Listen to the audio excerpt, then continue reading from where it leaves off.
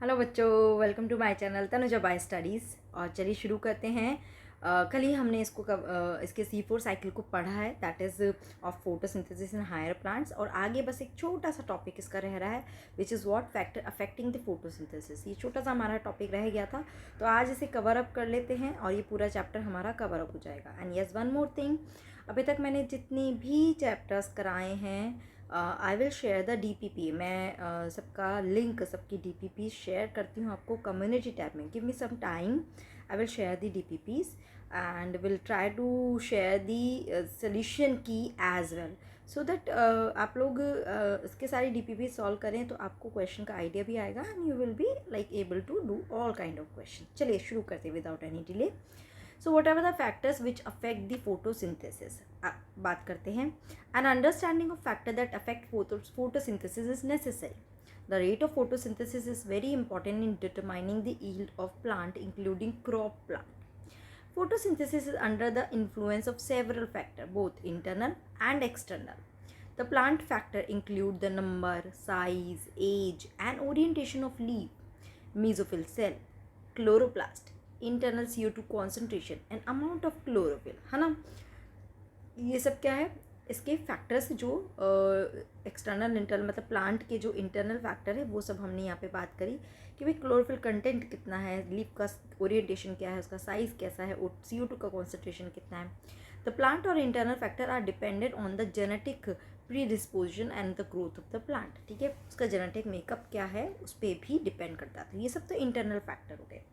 अब बात करते हैं एक्सटर्नल फैक्टर्स की। So the external factor which include the availability of sunlight, है ना, सनलाइट हो गया। ओके, दूसरा क्या हो गया, temperature, CO2 concentration and water. ठीक है, so as a plant photosynthesis, all these factors will simultaneously affect its rate.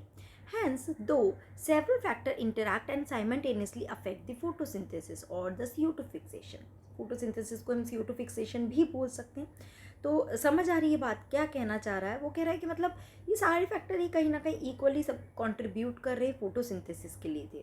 तो अब हम कैसे पता लगे कि इसमें से कौन सा एक फैक्टर जो है वो बहुत क्रूशियल है, जो नहीं हुआ तो फोटोसिंथेसिस नहीं होगा। Usually one factor is the major cause or is the one that limit the rate. Hence, at any point, the rate will be determined by the factor available at suboptimum level. Okay? तो अब हमें देखना है कि एक जगह पर, चलिए इसको थोड़ा सा और देखते हैं फिर मैं बताती हूँ। So when several factor affect any chemical process, है ना, यहाँ पे देखिए एक से ज़्यादा फैक्टर अफेक्ट कर रहे हैं। सो ब्लैकमैन, एक scientist, he gave the law of limiting factor comes into fact. वो क्या बोलता है कि if a chemical process is affected by more than one factor, then its rate will be determined by the factor which is nearest to its minimum value. Minimal value में के near हो कि मतलब अब इससे थोड़ा नीचे करते ही फोटोसिंथेसिस बिल्कुल स्टॉप हो जाएगा, जबकि बाकियों को कि अभी भी लिमिट है कि उसको और थोड़ा कम किया जा सकता है। समझ रहे हो पॉइंट, है ना। तो एक ऐसी चीज़ जिसकी कॉन्सेंट्रेशन वो ऑलरेडी बहुत कम अमाउंट में, अब इसको और थोड़ा सा कम किया तो वहीं पे स्टॉप हो जाएगा। So it is a factor which directly affect the process if the quantity is changed. समझ आया? तो ये पूरा ना आपको एज इट इज़ ध्यान रखना है। एक तो सब्जेक्टिव पॉइंट ऑफ व्यू से भी आता है, Blackman law of limiting factor क्या होता है, ध्यान रखना है। So for example, despite the presence of green leaf, optimal light, CO2 concentration, the plant may not photosynthesize if the temperature is very low. This leaf, if given the optimal temperature, which start photosynthesizing, है ना। तो यहाँ पे अब temperature जो है वो क्या हो गया, एक मिनिमल फैक्टर हो गया। चलिए तो सबसे पहले लेके चलते हैं लाइट को।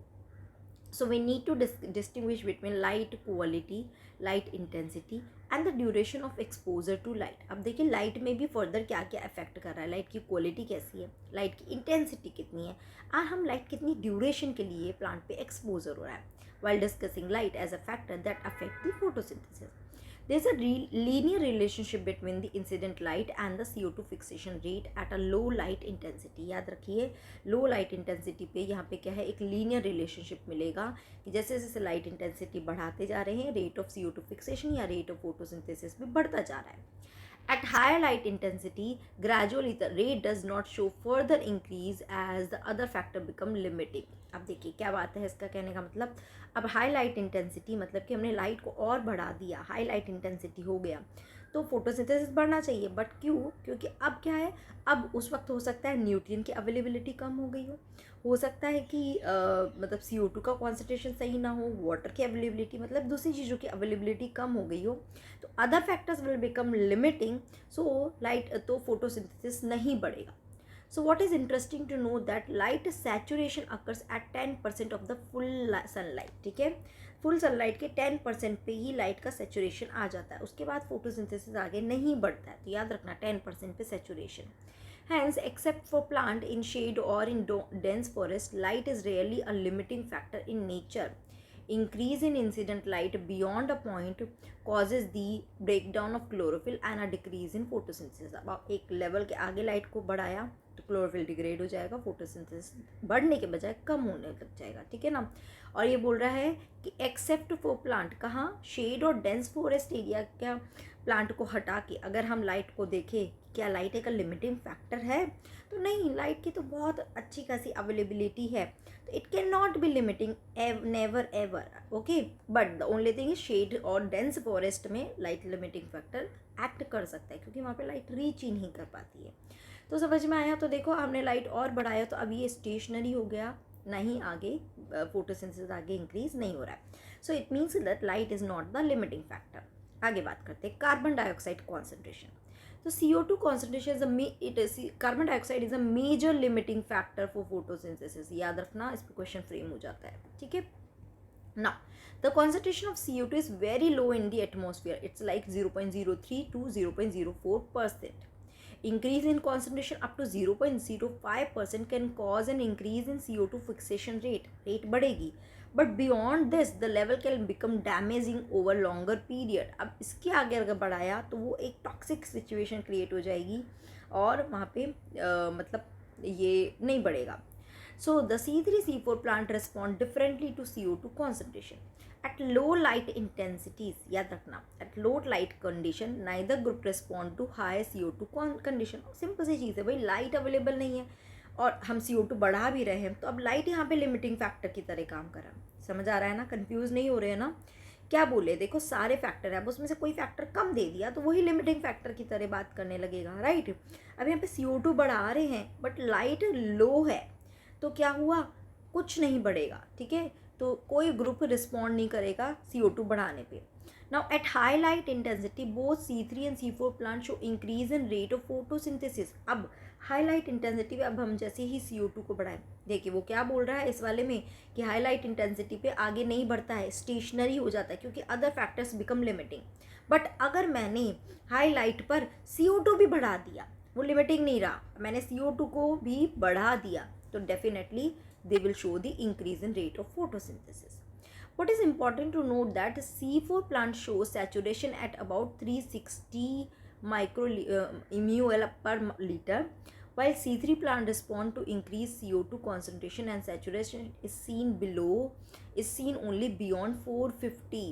ठीक है, क्या बोल रहा है कि C4 प्लांट जो है वो सैचुरेशन शो कर रहा है इतनी कॉन्सेंट्रेशन पे, जबकि C3 plant increase CO2 availability concentration saturation seen beyond this one, कि मतलब उसको उसकी जो एफिशिएंसी है फोटोसिंथेसिस की C3 की कम है C4 के कंपैरिजन में। तो C4 तो बहुत जल्दी ही सैचुरेशन पे आ जा रहा है, 360 पे ही आ जा रहा है, बट C3 450 पे आ रहा है, okay. So thus the current availability of CO2 level is limiting to C3 plant. समझे? मतलब कि C3 प्लांट में CO2 का लेवल जब 450 पहुंचेगा तब जाके C3 प्लांट का मैक्सिमम यील्ड होगा। आप ऐसे समझो, मैक्सिमम प्रोडक्शन का बोल रहा है 450 पे, और C4 का मैक्सिमम प्रोडक्शन 360, यानी C4 is more efficient then C3, है ना। तो यानी जो भी करंट लेवल पे CO2 का कॉन्सेंट्रेशन है वो C4 के लिए तो आई थिंक उतना अवेलेबल है कि C4 मैक्सिमम प्रोडक्शन कर सके, बट C3 के लिए वो कम है। तो CO2 जो है वो C3 के लिए लिमिटिंग फैक्टर की तरह काम कर रहा है। आई होप समझ आया होगा ये चीज़, है ना। सो the fact that C3 plant respond to higher CO2 concentration by showing increased rate of photosynthesis leading to high productivity has been used for some greenhouse crops such as tomatoes, bell pepper. They are allowed to grow in CO2 rich atmosphere that lead to higher yield, है ना। ये सारे C3 plant है, समझ आया। Next आगे चलते हैं temperature. So the dark reaction being enzymatic are temperature controlled. Though the light reaction are also temperature sensitive, they are affected to a much lesser extent. The C4 plant respond to high temperature and show higher rate of photosynthesis, क्योंकि C4 plant they are tolerant to high temperature. ये हम पढ़ चुके हैं, है ना, ये हम पढ़ चुके हैं, तो कन्फ्यूज़न तो होना ही नहीं चाहिए. अगर आपको नहीं आ रहा है तो इससे पहले वाले लेक्चर को अटेंड करो, तभी आप इसको समझ पाएंगे. ठीक है, हर लेक्चर एक दूसरे से कनेक्टेड होता है. While C3 plant have a much lower temperature optimum. ठीक है, C3 का हमने कितना बताया था, 20 to 25 डिग्री सेंटीग्रेड ही होता है, जबकि इसका मोर देन आप बोल सकते हो कि 35 या 40 डिग्री सेंटीग्रेड से ज़्यादा होता है ना. So the temperature optimum for photosynthesis of different plant also depend on the habitat that they are adapted to. भाई किस चीज़ के लिए अडेप्ट है उसके हिसाब से उनका टेम्परेचर ऑप्टिमम अलग अलग होगा. You know optimum temperature, the temperature at which the thing or any plant or any animal they work at its best, सबसे best perform करेगा. Okay, so the tropical plant have a higher temperature optimum than the plant adapted to temperate climate. याद रखना, tropical वाले higher optimum temperature show करते हैं. Next लेते हैं water. Even though water is one of the reactant in the light reaction, the effect of water as a factor is more through its effect on plant rather than directly on photosynthesis. Directly तो भाई कोई effect नहीं हो रहा है. अब indirectly ये क्या इम्पैक्ट कर रहा है. If there is a water stress, then it will cause the stomata to close, है ना, क्योंकि वाटर स्ट्रेस है, वाटर की कमी है, तो क्लोज स्टोमेटा बंद होंगे ताकि वाटर लॉस को प्रिवेंट कर सके. अब स्टोमेटा बंद हो गए, then it will reducing the CO2 availability. So directly indirectly क्या हो गया, फोटोसिंथेसिस इम्पैक्ट हो गया. समझे. So besides water stress also makes leaves wilt, thus reducing the surface area of leaves and their metabolic activity as well. समझ में आया. ठीक है, तो ये हमारे फैक्टर्स हो गए. सी वेरी वेरी वेरी इंपॉर्टेंट है ये फैक्टर. यहाँ से क्वेश्चन हर बार नीट में पिक होता है, तो ज़रूर से इसे पढ़ना, बिल्कुल स्किप नहीं करना है. ठीक है, चलिए यहाँ पे यही ख़त्म करते हैं, बिकॉज मैंने बोला एक छोटा सा ही टॉपिक लेंगे. नेक्स्ट क्लास में हम रेस्पिरेशन को लेंगे. फोटोसिंथेसिस अच्छे से तैयार करके आइए, सो दैट हम रेस्पिरेशन को फुल्ली अच्छे से तैयार कर सकें. ठीक है ना. चलिए, till then keep doing study. Bye bye, take care.